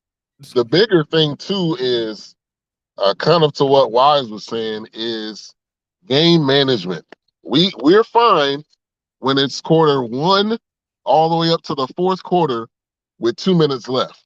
But when it's 2 minutes left, we just seem to not know how to coach. We just seem to forget how to manage, how to call timeouts, how to kick. We just I don't, and I think McCarthy's arrogance and I think his ego got in the way. Obviously, he wanted to get a win, and what better way to get a win than to go for it on 4th and 4 and prove like, okay, put your balls on the table. Like I'm gonna show up here and make a statement. But that got in the way. So again, it goes back to management of the game. We can manage up until the last 2 minutes, and then it just seems like we forget. And this is one of these games I personally believe that we had to win. I think it was a must win. I agree. Because the Eagles are continuing to win, number one. But number two, this is the boogeyman for this team, Aaron Rodgers. Yeah. And number three, you still wanted to keep pace with the Giants too. Although yes, you do play them. You do play them in 6 days, but still, but you still have to keep pace with them too. Now you're in third. And because of this hubris that Mike McCarthy has, and yes, for those who don't understand, McCarthy used to coach the Packers. And so, yes, he went to Lambeau, and of course he wanted to prove, yes, with my new team, I'm going to beat my old team. And he was on his way to doing it, except, and I love you for this, Vic, when they didn't have the philosophy of, as Lovie Smith used to say, get off the bus running the football. And if they did, I guarantee you, my friend, I guarantee you, Mr. Sudderth III, your Cowboys would be 7-2 and not 6-3. Bro, they got off the bus running the football. That's what I'm saying. They stopped. That's what I'm saying. Stopped running. That's what I'm saying. That's what happened. If they had that philosophy of, okay, we're just gonna pound them and pound them and pound them and pound them until we hear that the referee hit the pistol a second time. We are going to run the football. I don't care how successful Dak is through the air. Yeah, and those two interceptions. One of them in the end zone. Yeah, one of them was CD and was that Schultz trying to figure out who was supposed to be running the up route and who was supposed to be running the whoever. They got mixed up. Now that's on them. That's on Dak. The other one in the end zone, that's inexcusable. You can't be throwing end zone interceptions. I don't care. That when you're in the red zone, that's your prime opportunity to score. And when you don't score, all that does is give the other team the bigger advantage. So that goes again back to play calling. Like it's, this is not there was a lot of weird things that happened this week. A lot of weird teams that won and lost and stuff like that. But when we look at positioning, kind of what you were saying, Cole, in this division, this was a must-win game because the other teams are getting better. We seem to be lacking right now. And what the Eagles did this week, right? I don't know, man. They all, if all in was a thing, they're definitely all in this year. They're all in. Oh no, by the way, the Cowboys can turn around and look back. Oh, the Commanders are one game behind them. Yes, I know the Cowboys beat them earlier this year, but still, all these games matter. Yeah. All these games matter. Every last one of these games matter now. You cannot leave wins on the table, and you cannot leave wins on the field. And in my opinion, my friend, the Cowboys left that win on the field. They left that win in Lambeau because that should have been the W. And coming up this week, we got to play the Vikings. Yes, they only lost one game, and after beating Buffalo. So, I mean, it's not getting any easier. No, because then right after that, you face the Giants. No, yeah. But then 4 days after that, you play the Giants at home. So, yeah, I look at it this way. The Cowboys have to understand that you are now in a season where you feel as though this is it. And if you're going to feel as though, if you're going to be like how Dak said that this, everybody's counting us out, everybody's downing us, and we have to prove to people that we are a good team. Well, you got 2 games now in front of you within 1 week's time where you can prove that you are the team that you think you are. Yeah. Because the Vikings now are tied for first and they tie for the number 1 seed, although, yes, the Eagles had the advantage because they beat them head to head. But they're tied for the number 1 seed in the NFC, and you got another team that's ahead of you to follow that in your own division. So you got to prove that if you are the team you say you are, you got to come out this time next week 2-0 in those games. Yeah. And if I see Kurt 2 Chainz Cousins out here again if they don't get me started on that. They better not beat us, man, because I do not want to see him doing his Adam Schefter impersonation. Maybe they're impersonating each other. I don't know. Do not get me started on that. And Ryan, so I'm glad all of you can see what I'm seeing too. He says the bigger your lead, the more emphasis you should have on winding down the clock. That's why pounding the rock, especially if he was going for you to build that 2-touchdown lead, is important. It was working. I mean, we were getting 4 yards of carry? Yes, 4 to 5 yards you were gashing the Packers defense, gashing them. It wasn't so we're getting 2 yards here, 2 yards there, 2 yards there, and then we have a 20-yard run. Listen, if anything is their weakness, is that run is you could run on the Packers. Yes, They've been you can run all day on them. It's been shown all year. Yeah, Giants ran on them. Yeah, you can run all day on the Packers, and that's what infuriated me about that. That is what continuously infuriates me about the Packers. I mean, about the Cowboys. They know they have this in their arsenal, yet they want to be cute, and this is what Ben and King Dog. When you're listening and watching this, I want you to understand what I'm about to say. This is why I cannot be a Cowboys fan, because I see this type of game happen with the Cowboys far too often. Yeah, way too many times. And King Dog's actually up in Minnesota. He's actually going to the game. He's going to go to the game. So that should be interesting. And I agree with Victor's comment. Like this David and Goliath narrative is crap. Like you're being counted out because you played like crap. That's why. It's not because we're the big man's on the block and we need to be respected. You're third in the division. Okay, shut up and play. That's right. A division they were predicted to win. They were predicted to. Almost everybody was predicting Dallas to win the division. Yes. Yeah. Almost everybody's predicting to win the NFC. The real ones knew that on paper the Eagles really had the better roster. Yes, Eagles had the best roster, and they still do. Yeah. And they're getting better now. So yeah, right. Linval, Joseph, and Sue in the same week. Signing them in the same week. It's gonna be impossible to run on them. Right. By the way, they have a man child that's healing. Yeah. And they got fresh legs. We're at week to 11. We're week 11 now. They're only playing 6 games. I mean, week 11. Yeah. Yeah, it's crazy how the NFL season goes. If week 11 already. Wow, it only feels like yesterday. Yeah. Yeah. Yeah. Victor says, man, Dak needs to be quiet right now because there's a reason why we're being counted out. Tell Pennywise to run the ball. 100, Vic, 100. He also says, running the ball tires out the defensive line. Oh, what a shock! Which takes pressure off of Dak. Shocker. And the best, and to me the best quality positions on the Cowboys right now is defensive line. Give them the most optimal opportunity to be the best they can be, and how you do that, you run the ball and have them be fresh-legged coming off the sideline. That defensive line haunted Daniel Jones because it wasn't just Micah Parsons. Yes, it was everybody on that defensive line that was getting to Daniel Jones that game against against the Giants. So you have the studs on defense. You have that line. So why wear them out by giving up the ball right back? Right. Grounded. Let the defense get some. That's right. Rest. Keep that defense, especially that defensive line, fresh and pound that rock, especially when you have success pounding it. I don't understand that. Yeah. And the Packers just losing last night to me proves that we're not ready. We still can't get over the boogeyman. We're not ready.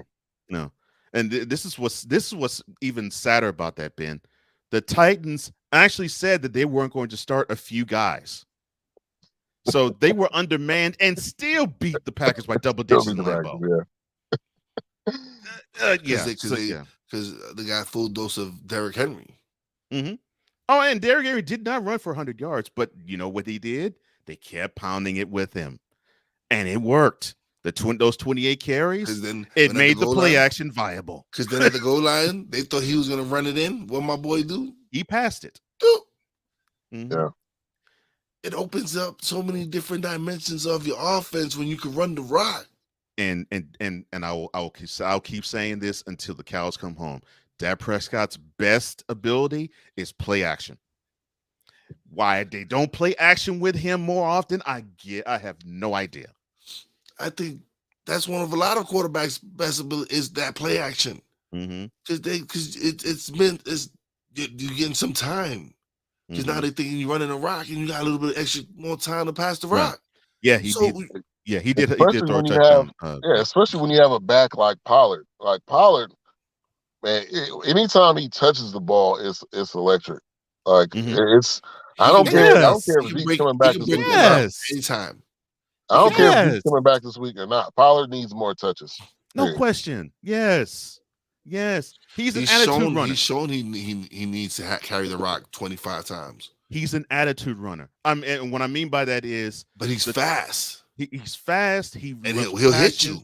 He's punishing, and the team loves it when he runs. They get jazzed and pumped and energized from him.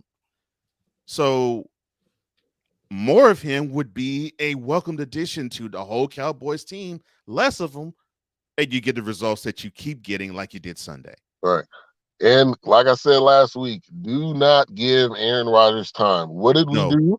We gave him time and great field position. Like, you were going to lose that game. I don't care. No matter what, you were going to lose that game. Mm-hmm. That's like giving Tom Brady the same situation. You're going to lose that game. Yeah. They've been in these situations so many times. It does not matter what you throw at them. Yeah. They're going to get past it. You're right. But like you said, he's in their head. The Packers are in Dallas Cowboys' head. Packers are in the Cowboys' head. They rent the space there. Yeah. And honestly, it's really Aaron Rodgers, because the Packers coaching staff and all that have changed. It's just Aaron Rodgers. If this was Jordan Love, I would say we would win this game easy. Well, but it's Aaron Rodgers, and we cannot. He is living in our head rent free. I'm sorry, Cowboys fan. You need to catch these L's when I actually say that the Cowboys defense made Christian Watson look like Devontae Adams. Oh wow! Yeah. All right. Did he? All right. Before you go, sir, you mentioned this earlier. The Cowboys are traveling again, this time to the Twin Cities, to play the Vikings, the NFC North leading Vikings. What is your prognosis in that game, and do you think the Cowboys will come out with a W there? I think we will. I think we'll bounce back this week. I know it's going to be a tough outing going up there. The Vikings are just riding high right now, but I think we'll bounce back. We beat them in Minnesota before. We did it with Cooper Rush. So if we can do it with Cooper Rush, I think we can. And the noise that the Cowboys coaching staff is getting this week, that's what they're probably going to do. They're probably going to run the ball 40 times, half and half with Zeke and Pollard. So I think we'll bounce back, get a win. We know the importance of it. And I'm predicting a close win because it's not going to be an easy victory. Okay, so following the normal, we're going to throw it 50 times, and the coach that gets jazzed up, it's going to be one of the 4. We're going to run it 45 times this game. Okay, gotcha. All right, yeah. Go flip the script. Because Michael, McCarthy has to have about 3 or 4 games a year where it's like, see, we can run the ball. Right. So hopefully, in this game, that will be it. And the clock is ticking. He knows it. He knows the clock is ticking. That seat's blazing. He gonna need to figure some stuff out, or it's gonna be a wrap real soon. Yeah, that seat's blazing. Oh, you mean a wrap real soon? He ain't coaching he's not coaching the Cowboys next year. Yeah, that seat blazing. He is not coaching. This is the thing, though. The Jones family don't like giving up control. And as much as I want Peyton Manning, he's going to want some type of control. Are they willing to give it up to get wins? I don't know. I don't know if they're willing to give it up. I don't know if they're willing to come to an agreement because they're so stingy with how they want the organization to run. Yeah. And Sean Payton does like to pick his own groceries. Yeah. Well, he comes with the Bill Parcells tree, so of course he does. All right, my man. I could talk to you forever because we're tight like that. So, where can people find you, sir? Yes, sir. So BS3 Network, all avenues of social media. BS3 TV on Roku. If you don't have a Roku TV or device, BS3TVLive.com. I missed it last week, but I'm not gonna miss it this week. Coming up at 2, we got Revelations. Coming up at 10, we got Poppy J and Wise Hefe, so make sure to tune in. Great content. And then the NFC Beast tomorrow at 8. So we got great content every day. And I can tell you right now, one of the greatest supporters that you will ever meet is this gentleman here. I have known him 10 years. The only thing that's changed about him is his age. And my pant size. The only two. Okay, fine. Yeah, mine too. The only two things that changed about this guy that I know is pant size and age. But he's been the same upstanding dude that I've known since I met him. Ben Sudderth III, it's always a pleasure just to even be around you, let alone do content creation with you. Thank you, sir. Yeah, appreciate you guys. Likewise, man. Iron sharpens iron. Both you guys do a great job. Great content each and every day. Whatever you're putting out, I want to see it because I know it's going to be quality. I appreciate that. And the same from us to you. Thank you again, Ben. All right. Appreciate it. Have a good one. You too, man. That is Ben Sudderth III, the owner, the manipulator, and the operator of the BS3 network, as you have seen. And before we get to the BoomSHOCKalaka, let's get to a few of these picks. Why not? All right, so let me throw a softball one in your direction. Okay. All right, so Lions at the Giants. Seriously? I said a softball one. You thought I was joking when I said it. Oh man, I'm going with the Giants, man. I think we can. I think we're home. We're gonna do what we do. I think we're gonna have offensively. We're gonna have a really good game. I think this is gonna game that's gonna show people that everybody's talking about. Oh, you've never been in a shootout. You haven't been in a shootout. Well, we're gonna show you why we don't be in shootouts because we got a really good defense. Yeah, and we got a ball controlling offense. So yeah, we'll see. Yeah, they're a team that doesn't need to be in shootouts. I agree with you, and not because they fear of it, but like you said, because the defense is so stout. But yeah, no questions, Giants. And the feedback zone, join along with us, and if we go through these games, that is a 1 p.m. kickoff. Another 1 p.m. kickoff. The Bills hosting the Browns, since they'll be in Detroit and not Buffalo. Kickoff is at 1 p.m. Who's your pick in that one? Oh man, I'm going with the Bills, but they've been playing real sloppy football. Perfect word. The 3 losses have been by 8 total points, and that's why they are prone to play sloppy. Yeah, it's mistakes that shouldn't be made. You shouldn't be fumbling. I get it happens. It's football, but you shouldn't be fumbling in the end zone. It makes it between the snaps. I know it happens. It happens, but it upsets. The Bills are going to win, but they can't make mistakes. Especially like stupid, silly mistakes like that. It upsets me that a simple center quarterback exchange is the reason why they lost that game. Yeah, sad.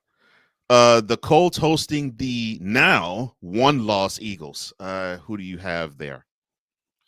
The Eagles. Yeah, Jeff Saturday is going to come down to reality because now, you see, he won his first game. We knew what we were doing. No, I don't. You played an inferior opponent. It just the Raiders. That's even worse. They with a head coach that shouldn't be a head coach. Josh McDaniels, to me, he's a great offensive coordinator, but when it comes to being a head coach, there's certain things you need, and he doesn't have it. Well, at least to me, he doesn't. Well, he got the vote of confidence from Bullhead. Mark Davis. So hey, you that pink slip might be soon in coming. Okay. Another 1 p.m. kickoff. This is a slam dunk and a softball pitch to Ryan McCarthy. The Jets traveling to Foxborough. Who do you have in that one? I've been riding with the Jets since the draft. I'm not changing my ways now. We miss Breece Hall, but they've been running the rock, man. Even with Michael Carter, Robinson, that was a big pickup for us, getting him from Jacksonville. So I'm going with the Jets. Okay, yeah, I think the Jets will take it too. I just don't see what they can do in terms of on top of the Patriots. The only way I can see the Patriots winning that game is the same way they won it when they were in the Meadowlands. The Jets just making a whole ton of mistakes. Should I even do the Rams at the Saints? No, that's what I thought. All right, no, I'm not going to do the Panthers at the Ravens either. Keep going. Yeah, not doing the Commanders at the Texans. That's Commanders. We gotta give some love to my man. Okay, well, give love to David Pierce. Yeah, give it some love. Some of our listeners out there are Commanders. Drew's a Commander fan. So who the Commanders against who? The Texans. That's why I'm not giving love. Yeah, let's go to Commanders should win. Yeah. Fine. Yes. Commanders, I'm glad that y'all understand that Taylor Heineke is the quarterback you should have. Yes, he should have been He should have been starting. Should have been starting since preseason. They'll go to 6-5. Denver hosting Las Vegas. Throw that out. Yeah. All right. The Vikings hosting the Cowboys. Who do you have? I'm going with two chains. I'm going with Kirk Cousins. Oh, God, I'm going with Kirk Cousins. Okay. All right. Listen, no matter what, I don't care what you say. You have Dalvin Cook, you have Jefferson, and that defense is pretty good. I agree. Yes. All right. So on paper, yes, I would go for the Vikings. For the image that you just gave me, and of course, this was alluding to when we saw Kirk Cousins. That endears him to his team. Y'all can laugh all y'all want. When we saw Kirk Cousins shirtless, wearing nothing but chains, coming from DC. Listen, everybody can say whatever they want, but when you see your quarterback do that, your teammates like, yo, this is our dude. So they go to war for this dude. So I don't care what y'all say. He's overhyped, whatever, but they will go to war with you. So I'd rather have that any day than Mike McCarthy on my sideline. So I'm rooting for the Cowboys to win because I don't want to see that fool change. I do not want to see that fool adorned with chains and shirtless. I do. And that's because it's funny. And it pisses everybody off. And this Sunday's game is proof why I do not trust Kirk Cousins. It took the defense to win that game and a wonderful couple of catches from Justin Jefferson. Yes. Not Kirk Cousins because he was 1/2 yard short from bringing that victory home. The difference is they didn't have a 27-14 lead and blow it. They actually came and won the game. Yeah. So it's the Cowboys, not for me. No, not the Cowboys. Look for me. See, you wouldn't want what I would want. I'd want the Cowboys excommunicated and Cousins buried. But since I can't do that, I have to be kind. I don't want to see Kirk Cousins shirtless again. I'm not doing the Bengals at Steelers because I really could care less about the Steelers. Sunday night game, Chargers hosting the Chiefs. Now, the last time they played, Justin Herbert's ribs got destroyed. Man, you know what time it is, man. I know what time it is. We still got to go through it. And I did not go through the Falcons and Bears. You got two running quarterbacks that probably run each other to death. And the Monday night game, I'm making my permanent partner happy. The 49ers going to the desert. And it's the 49ers. All right. We're good. Yeah, hit that button. All right. Oh, Lord. The picks to the monkey fight night. I'm sorry. Okay, it's time for me to press that button. So here we go. Don't soil this program by putting crap on it. Joe Buck, I cannot take him. I just no dice. I'm glad Carlos Boozer finally took the kiwi off his face. It should be on your shoes, not your face. It's kiwi shoe polish, for God's sake. LeBron should come clean about his age. I wish baby Jesus that I had alcohol in this container because I need some after watching Screaming A. Smith. Baby Jesus? Really? 6 pounds, 7 ounces. Go tell 5 of your friends and 8 of your enemies that Chris Bass will be in the air.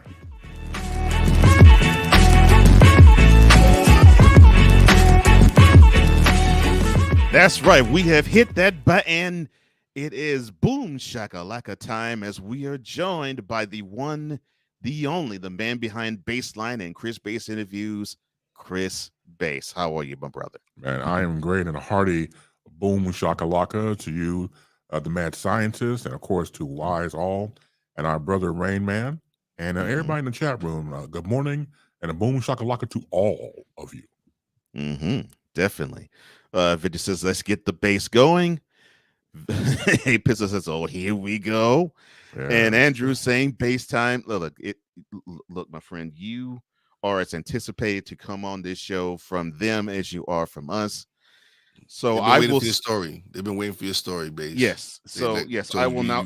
Yes. I wrote it down so I wouldn't forget. Yeah, I was gonna say. So now I will open the floor to you. Whatever's on your mind, you can start with the story. We will definitely tell the story if you're not gonna go right off the bat. What is on your mind, sir? Okay, first let me get this off my mind, and then I'll go into the story that I teased last Friday. So again, and I'm not going to really go into this in the future because it hurts my brain, and I don't like that when that happens. So he who should not be named, as we all know who this person is. I'm going to address this. I'm going to bury it. Today is the funeral. Get out your church hats because it's a homegoing, and I'm going to bury it once and for all. Whenever I put notifications out of my show or shows, this person types too early. And we had this conversation before. In fact, I called him yesterday. And I said, look, bro, seriously, why do you do that? Because it's too early. No, back up. There is no time limit on notifications on Facebook. Why do you do it at 9 a.m.? Because I don't want to do it at 9 a.m. Central Time. I'll do it when I want to. Look, man, I take into consideration people who work, notification rings. Okay, look, man, I hate to tell you this, but there is a way to cut off the ding. You can do that. Then that way you won't, I won't know when your show is. Dude, I cannot help you anymore than I'm trying to help your ass right now. I can't.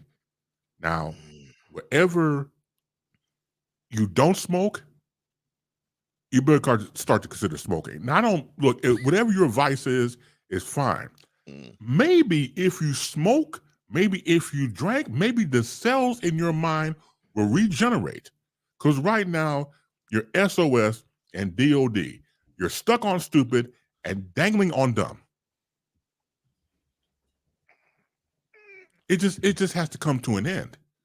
But man said dangling on dumb. It doesn't make any sense. I love you, Bass. I do. You know I love you more. Oh my gosh, yes. You can't. It is impossible to walk around with an empty skull. Maybe I got it all wrong. I don't think you do, sir. It might be you. It might be you. It could man, be. I don't know. Sometimes you got to reflect inside, look inside, and see: is it me? Is it really me? But in this case, I don't think. No, it's not him. In this case, no. It doesn't make any sense. I talked to the brother literally yesterday, and I said, "Look, man, how do you do it? You want me to show you how to call notifications? Hell no. You find out for yourself. You do it your damn self. I'm not going to help you. It's just that simple. You're going to harass me, harass my show. You are the anti-show. What I call really the nickname for the Antichrist. He is the anti-show, and you want me to help you? No. Are you out? That's right. You don't have a mind to be out of. Oh. You can't do it. Remember the song back in the day, if you're old head or just like old R&B, The Love I Lost. Oh, yeah. By the great Harold Melvin, the Blue Notes, Teddy Pendergrass, the lead. I'm not a singer. I'm not trying to be a singer, but this is how I'm going to end this service that we have right here, because we're burying this dead, dumb ass person. The brain or the mind I lost. The mind I lost was a dead one. The mind I lost. I couldn't think of one. The mind I lost. I will never have again. It was a dumb mind. I lost it. Can't get it back. Sorry, I lost it. Couldn't add 2 plus 2. I lost it. Would he help me, please? Me and you. Sorry, I lost it. I had it in my hand. I lost it. Dropped on the floor, stepped on it. Sorry, I lost it. No more mind. I lost it. Oh, never mind. Sorry, I lost it. I'm telling you, you go on and on. It's to the break of dawn. I'm telling you, it just has to come to an end. Mm-hmm. Now you want me to? Now you harken me to listen to the Love I Lost again. It's a great song. I love the song. Just put in the mind I lost. And you got what's his name? Oh man, I'll do the steps and everything, man. You know, the mind I lost. Oh was my a God. dead mind. Yeah, I'm telling you. You can't operate that way. I don't know how you walk on the earth. I don't know how do you get out of bed, put 2 feet, put 1 foot in front of the other, and just go about life. I don't understand it. Oh no.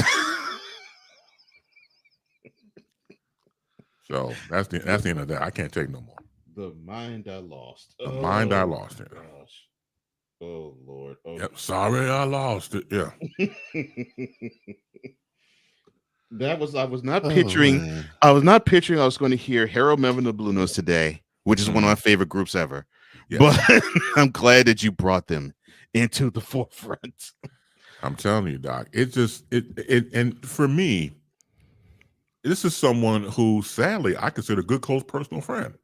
Really, you keep saying this, right? And because it's true. And if I have friends like this, once again, I don't need enemies.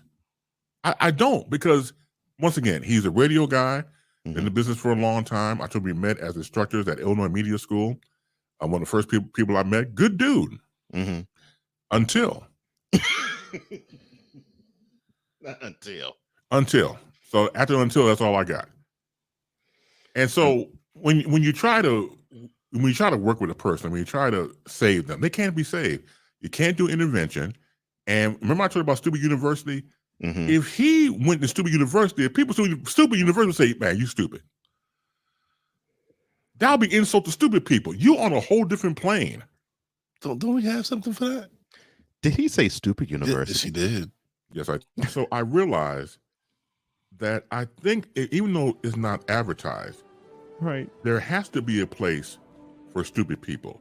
We don't know because we're not stupid, so we don't know anything about it. It's like a secret club society. Oh my gosh. So I come to the conclusion that he graduated from SU, Stupid University. Yeah, and all the stupid ass letters that go along with graduating high honors of being stupid. I can't do no more, man. Vámonos, dominos, vámonos. Stupid University, where everyone graduates magna cum stupid. I can't even enroll this dude, man. I can't do it. Now you can't even enroll him. Even if I try to enroll him and he's there for 1 hour, go call me up. You got to come get your boy. Come get your boy. I mean, we're stupid, but we ain't that damn stupid. They won't even enroll him. Oh, won't even take him. So yeah, he's out there by himself. He's lost and turned out. Oh no, not another classic R&B song. Yeah, lost and turned out. That's what happens when you have no mind, Doc. I'm telling you. Oh, man. Lost and turned out. So yeah, and once again, I'm going to ignore it. So for example, if his dumb ass types too early, I'm not going to like it. I'm not going to angry it. I'm not going to do it. I'm just going to ignore it and just fade to black. Turn away. Can't do it. Grandmama's house. Oh, I'm sorry. My bad. The docile tones of Cole Johnson, ladies and gentlemen. I'm so sorry, sir. It's just no. You're in the groove, man. Do it. Oh my gosh. Okay. Love Not Lost and Olivia Lawson Turned Out. Okay. Yeah, man. I was going to think about those songs today, but hey, I'm glad. They fit the category. We changed the words around, so it is what it is and was what it was. So as we last left the show last week in the cliffhanger about a former co-worker of mine who happened to be lesbian. So when I wasn't on the air at WLS AM Radio Chicago, it being at the time I was there in the 90s and 2000s, great station to work for. And when I wasn't on the air, I was overnight board op. So they were trying to have to train people, and they were trying to also work days. This time I was working days at to train a new board out. So she comes and introduces herself and everything else, and I'm going over how to run the board for a nationally syndicated show, put the commercials in, things like that.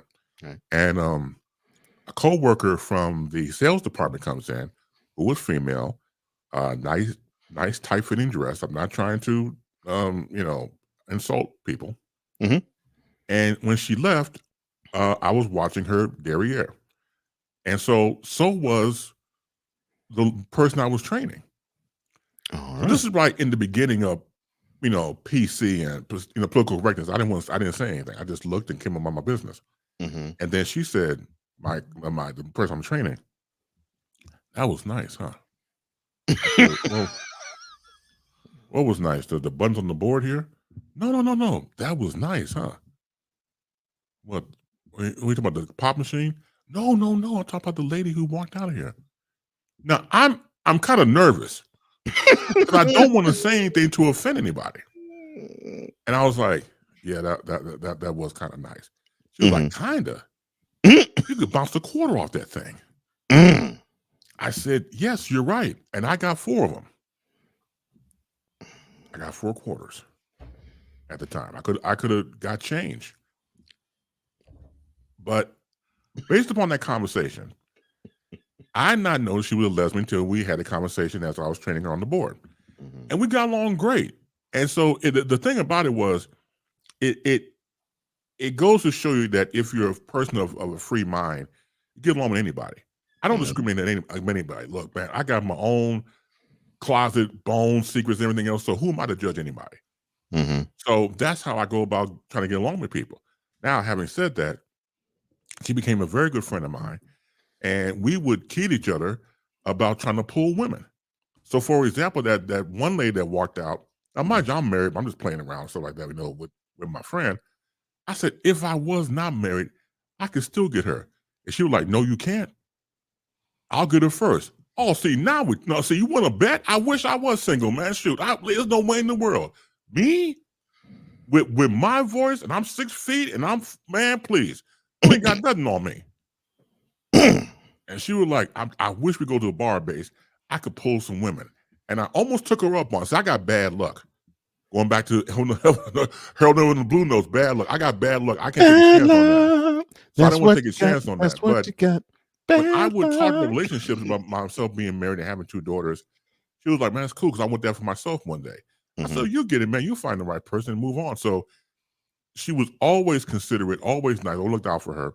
She became like my little sister when you think about it. And so I remember one night, it's like 2 or 3 in the morning on a Friday, or going early Saturday morning, and she comes by the radio station. Mm-hmm. I said, hey, what are you doing here? You forgot something? No. And she sat down and told me that she had broke up with her girlfriend. And I had a deep conversation for the next 2 hours. And it dawned on me, because when you break up with somebody, you're in pain. That's the first thing that you have to go through. She could have went anywhere, but she came to this radio station to talk to me. I took it as a high honor. Mm-hmm. And so we talked about relationships and talked about, moving on from a person, things like that. And when you take away all the labels, just stating the fact, sometimes you might forget we're human beings, first and foremost. Absolutely. Before you're a man, before you're a woman, before anything else. And so the more I talked to her that night, the more I felt her pain, and the more I realized, look, the thing about it is sometimes we look too hard for relationships. Sometimes we do. And if you just focus on you and, keep your nose clean, quote unquote, try to stay out of trouble, that person just might show up. And the more I talked to her about it, the more she started to feel better. And ironically, that's the last time I saw her. I haven't seen her since. She quit her job. Nobody knew where she went to. Okay. And I thought about that recently because, I was going through all my own notes. I got notes from my job and everything else. And I come across memories about her, just being a solid person. So I say all that to say that in seriousness, we joke around sometimes, but damn, quit judging people. Stop. I know it won't come to an end. I know I'm just spinning my wheels here, but accept people for who they are. It just is, it's just as simple because you can look in the mirror and know what kind of faults you have. So why should you judge other people? And think about the whole sexuality thing, man. Look, it's more accepted now than before in the ether, in where we are in our time and place right now, as far as like a different sexuality. I don't care, me personally, because it's none of my business. I want anybody to be in my bedroom watching what I want to do. The only thing that we had talked about that we both had in common was the following. She was asking me one time, just going back to my coworker, what's the main sexual fantasy you want to come true? I said, well, hell, that's easy. Since I was 16, I've always wanted to do what I call the menage a quattro. Me and 3 women. That was always my goal. Menage a quattro. That's what I called it. I was 16. I had a dream about that. Man, I gotta make that happen when I get older, man. To do the menage a quattro. And I gotta get 3 female women's and get them all together and make it happen. So I told her this. He was like, you know what? That's the same dream I had. Oh no. Shoot. I was like, well, what do you do in your dream? We'll compare notes. Oh, good Lord. Hey man, that was I didn't know anybody else had that same dream. The menage a quattro. Yeah, man. I can't do it now because I'll break a hip. But when I was younger, yeah. Oh my gosh. Yeah, get some orange juice and some of those blue pills, man. I might just surprise myself. Jeez. It's a beautiful thing. It's a beautiful thing. So she wanted to have the same, or she said she wanted to have the same sexual fantasy as you. Right. Her and 3 women and me and 3 women. Yeah. It's beautiful. See, they had a lot more in common than they knew. Exactly. That's the moral of the story. It's like you never know what anyone's going through, and I'm with Base, man. I don't care what your sexual preference is. Right. As long as you don't try to push it upon me, we good. Yeah. Yeah, that's sort of subscribe under that. It's like, look, whatever you want to do with y'all is mine. But as for me and my house, yeah, that's just not what I don't get down like that. But I don't. Listen, it's not my place to judge, man. Right. But it's my place here to learn and grow and develop and help develop people, not stunt them and not put them in a category like, oh yeah, man. It's not about that anymore. It's not. It's not. We have more in common than we think. Yeah. I believe we really do, and the boundaries that we have are caused by us. I think we're afraid to know other people. I think we stay in our little worlds and don't want to go out of that box and expand and meet new people and have new experiences and learn. And I think sometimes people just get in a situation where they don't want to do that. But no, I've always been in the mindset. Look, like I was back in high school and college, high school in particular. Then I realized that you never realize that everybody has a clique or group, no matter where you go. Yeah. I got along with everybody. I did too. Yeah, because I don't judge people. I didn't then. I sure the hell don't do it now. Yeah. You know, the geeks and the jocks and the gay members and anybody. I look. You cool with me? I'm cool with you. Just that simple. And that's how I was raised. I was like, yo, listen, I treat everyone with the same respect they treat me. Right. And that's what my mom, that's what my mom has always talked about. She's like, listen, you treat people how they treat you. That's it. Don't go by what problems they might have with such and such person, because that's not your problem. That person might not have the issue with you. They might treat you with the utmost respect, because this person don't like him, you don't want to like him. I don't. If you have a beef with them, it sounds like a you problem. Exactly. I remember when I was in high school and one of my friends actually came out to a couple of people, including myself, and I heard that she was gay, but it didn't make difference to me. I mean, you're my homie. And I remember we at the lakefront in the summertime, and she told me, and I was like, okay, that's cool. It's like, don't have anything else to say? Okay, you want to play basketball later? That's what I got to say. I guess she'd been so ostracized by the people. She thought it was coming free. No. Look, I've heard rumor. It's none of my business. You're still cool with me. Let's go do one-on-ones like I beat your ass in this basketball. That's what I want to do right now, and leave it at that. They expect pushback and friction. Exactly. But that's because they got pushback and friction from somewhere else. Exactly. Almost everywhere else. Yeah, pretty much. So they're already assuming like basically gonna be the same way he's gonna treat me, and that's not the case, man. It really isn't. I've met someone who transitioned a couple of years ago, and it doesn't. I don't care. What you choose, you want to be called this. That's fine. I respect your wishes. Right. I'll call you whatever you want me to call you. That's. I don't care. That's how you want to live. That's how you live. That's your life. That's at the end of the day, your happiness should be the most important thing to you. Because I know my happiness is not going to be determined by what you say of me. I could care less. I told my friend then when we were back in high school, I said, look, you like box? I didn't use the word box, but you could get my drift. You like box, don't you? Yeah. And so do I. That's it. I ain't got nothing else. Now, I visited my coworker back at WLS. Talking to her about the female body, I did learn a lot. Now, I thought I knew some stuff, but talking to her about how to do certain things, it worked. I went back home and tried it on my wife. It worked. It worked. I was waiting for the hook. Yeah, it worked. Yep. So your relationship, when I mean relationship, I mean friendship with with your lesbian coworker has led you to have wonderful evenings with your wife. I'm glad I met my coworker. You have no idea. See, look at that. A happy. Glad I met her. Look at that. A happy story that leads to happy endings for you. It sure did.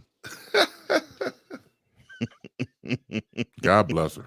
I thought I knew some stuff, man. I was in the dark about a lot of stuff, man. I was like, yeah, they like that? Yeah, they like it. Go try it out. I will when I get home.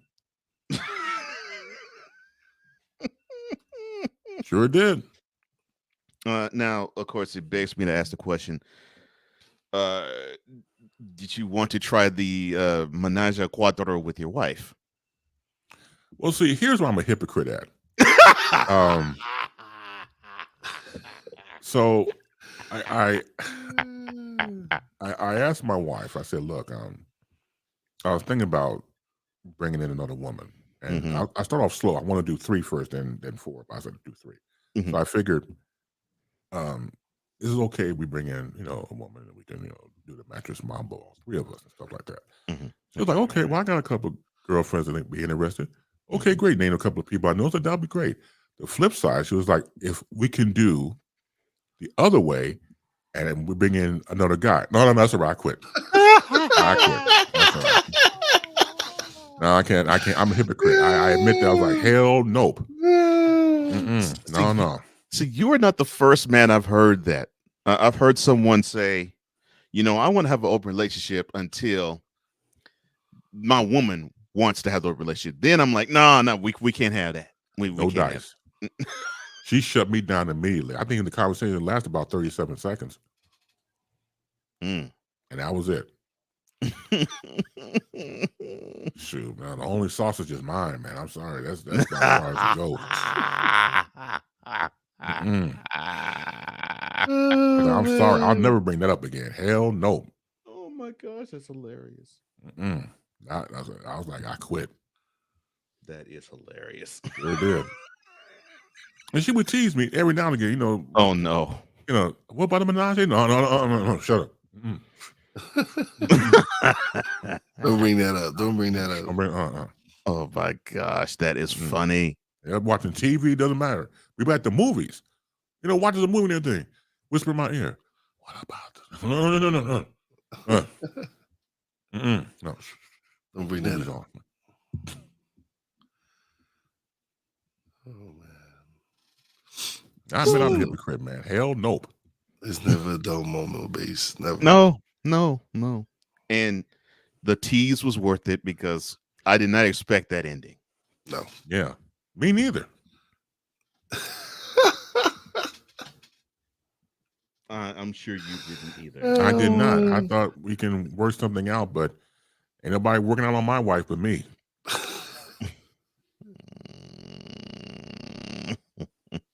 Victor says no dice. No dice. That's right. No dice. No dice. Hell nope. No way, Doc. Oh my Ain't gosh. gonna happen. Okay. And Ryan, this is in honor of you. Dead. Gosh, you are too funny. All right, so what else is on your mind other than the person who shall not be named and the story you just wonderful story you just told? Well, yeah, that's enough of the person not be named. I won't mention that later in life. I won't think about that.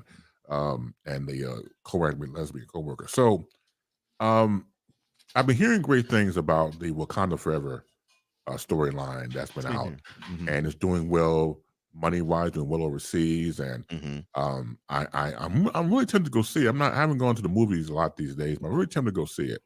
And again, what people don't understand is there is a reason why certain characters are brought in. I had a conversation before brief about, say, Namor the Submariner. And come to find out that if I got the story right, I think Universal owned the rights to Namor the Submariner, and I think Marvel lost it. Because remember, at one point, they were going back and forth in court about Spider-Man. Spider-Man was owned by Sony, and it was owned by somebody else in court like 10 years to really get it all together. So I think the same thing applies with Namor the Submariner. And that's the reason why he's coming in now, of course, to spin off and do his own thing. So I'm looking forward to seeing his portrayal. Like any other movie, you get good and bad, and some people like it, some people don't. But for me, growing up again, having Namor Submariner comic books, to see it come to fruition is going to be beyond cool. So that, and I don't know, I'm above the mindset that, and this is another back and forth thing that people either are on the fence, not on the fence, but are on one side or the other. I think that T'Challa, the character, should be recasted. Now, that's just me. And I know a lot of people are this or against it. But I think for me, if you recast the character, I don't think they will. I think they're on a different, they're on a different plane. But for me, if you recast the character, again, the character goes on. Now, I'm not giving anything away, and maybe they'll tie it into the movie somehow, because I'm looking forward to the storyline with T'Challa and Storm from the X-Men, because they got married. And then they had their own storyline going at one point. So I'm looking forward to that. So maybe in their own way, they'll find a way to tie it all up, because everybody's like out of sync when it comes to Marvel. You know, they're young, they're old, and whatever, and they'll find a way probably to get that. But I'm looking forward to that storyline, me personally. So we'll see what happens. But again, I've heard more than great movie reviews about it. And some people say, for example, that the first Black Panther movie was great. This one is good. And that's obviously two different mindsets of how to see it. So I want to see it for myself, because my daughter in Texas, she saw it. Friends of mine that called me up because they know I'm a comic book quote unquote expert, and to get my opinion on certain characters. But I'm thinking about checking it out. Okay. What have you heard about it, Wise? I've heard nothing but good reviews. Actually, shout out to Jarrell Pyro Johnson. He's actually he's a friend. He's actually in the movie. So I'm excited. I'm gonna check it out. I haven't been to the movie, so I might wait. I really, I rather enjoy the comfort of my own home, where I get to chill and just enjoy it. Get my popcorn, get whatever candy I want to get, and not spend hundreds of dollars just to watch a movie. But even though now a lot of places have alcohol, so never know. Yeah, I think that's when I'm probably gonna watch it. I don't think I'm gonna go to the movie theater to watch that. But yes, I've heard the same, and I saw them of some of the same ilk as you, Base. Look, I have the highest of my respect for Chadwick Boseman, and yeah, could I actually picture somebody playing him really, not like Chadwick did?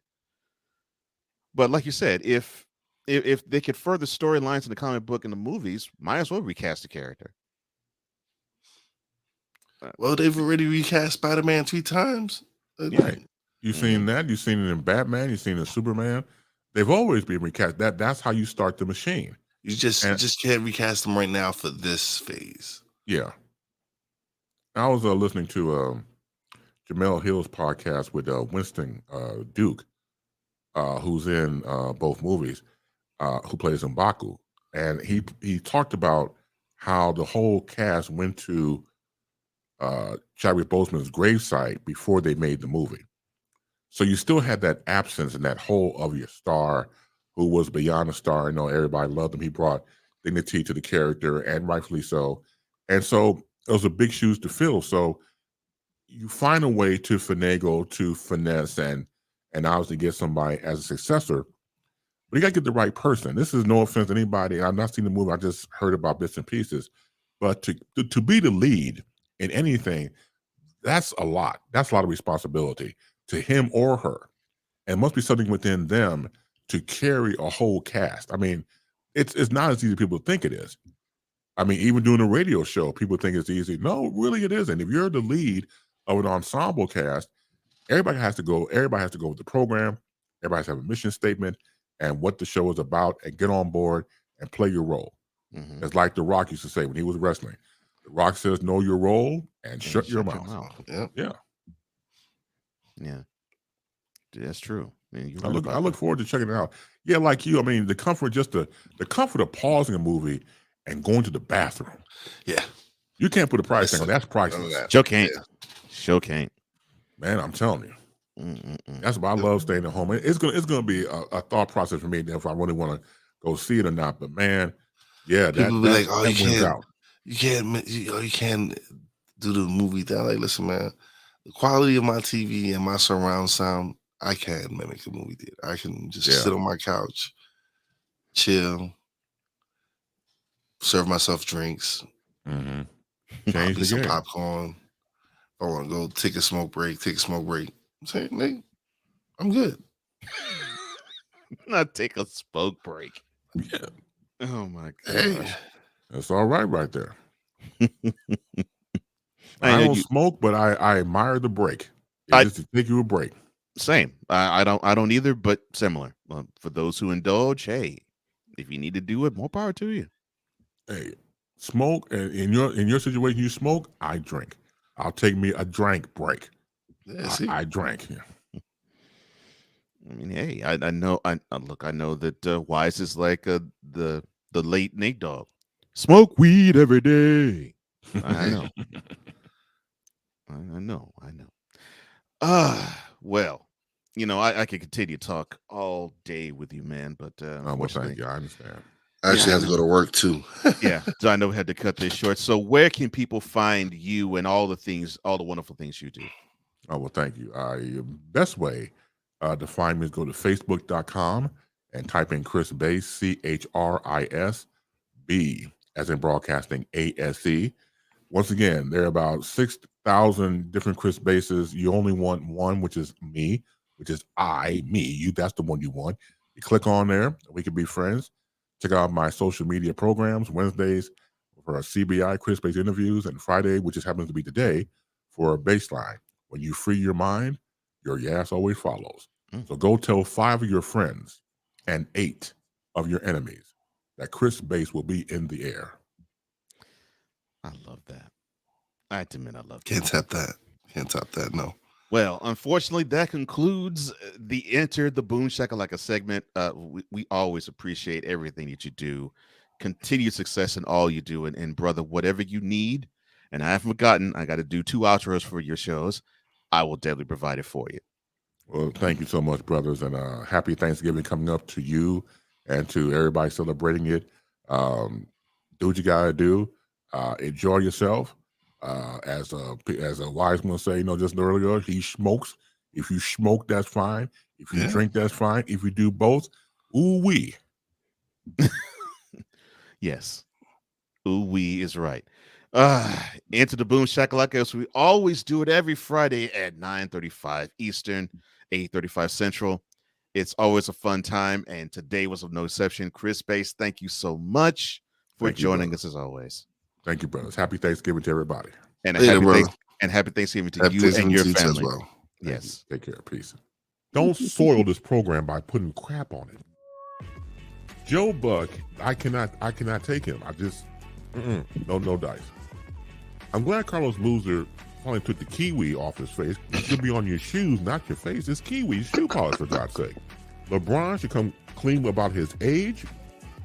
I wish to baby Jesus that I had alcohol in this container because I need some after watching Screaming A. Smith. Baby Jesus? Really? 6 pounds, 7 ounces. Go tell 5 of your friends and 8 of your enemies that Chris Bates will be in the air.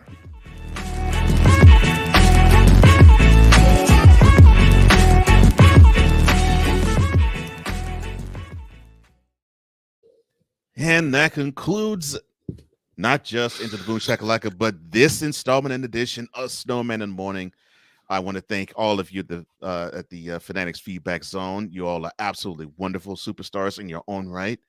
Also want to thank my partner, Brian Snow. Hope everything is fine with you. He will return on Monday. And I want to, of course, thank my co-host today, Mr. Wise El Jefe. Wonderful, stupendous job as always. Always a pleasure, man. Always a pleasure doing some creating content with you. But we seriously need to work on our project, man. I'm serious about that. Oh, you mean the project just the two of us? 2 of us, yeah. Oh, okay. Well, you heard it first, right there. We might have a future project coming. You never know when. Never know. But I think it might happen sooner rather than later. But yeah, I definitely am welcoming that because I just enjoy our chemistry too. That takes care of this show, and I hope everything is fine with you all. Hope you have a wonderful weekend. We will come back on Monday, and remember, take care, God bless, and just remember this: if your dreams don't scare you, then they're just simply not big enough. Dream big, do bigger. That's what we're doing. We hope you're doing the same thing as well. Until Monday, we will say adios. We're going to end in a special way today.